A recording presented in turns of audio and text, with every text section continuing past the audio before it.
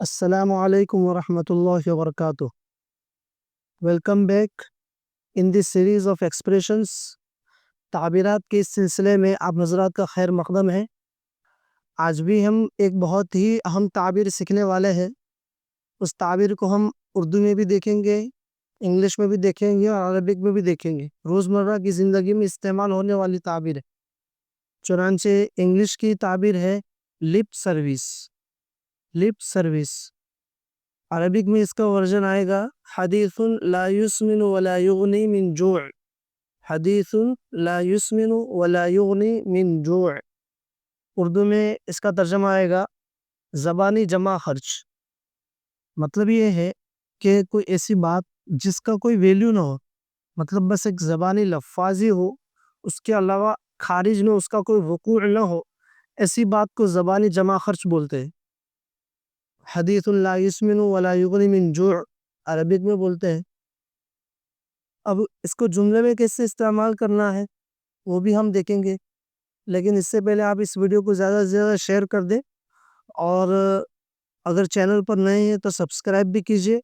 چنانچہ ہم دیکھتے ہیں جملے میں استعمال ہوگی انگلش کا جملہ ہے The government's promise to address the issue is just lip service. The government's promise to address the issue is just lip service.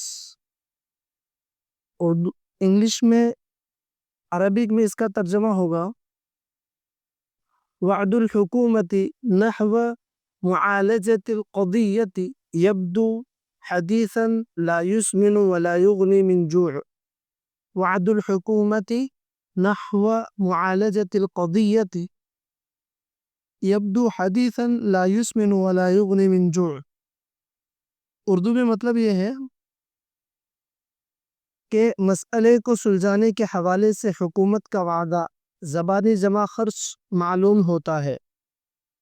مطلب یہ ہے کہ فقط وعدہ ہے، حقیقت میں کچھ ہونے والا نہیں. تو یہ تھی آج کی بہت ہی اہم تعبیر.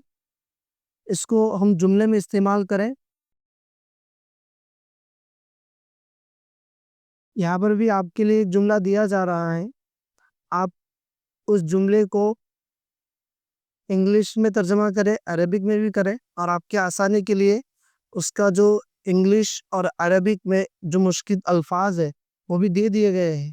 آپ کی مدد کی پیشکش زبانی خرچ سے زیادہ کچھ نہیں تھی. جب آپ نے وقت پر ساتھ نہیں دیا تو آپ کی مدد کی پیشکش اس کا کیا انگلش ہوگا کیا عربک ہوگا وہ بھی دے دیا گیا ہے.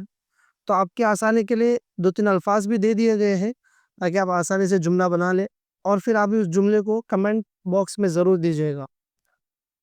اسی کے ساتھ آپ سے اجازت ہے، ملتے ہیں انشاءاللہ اگلی ویڈیو میں بہت ہی اہم تعبیر کے ساتھ. السلام علیکم ورحمۃ اللہ وبرکاتہ.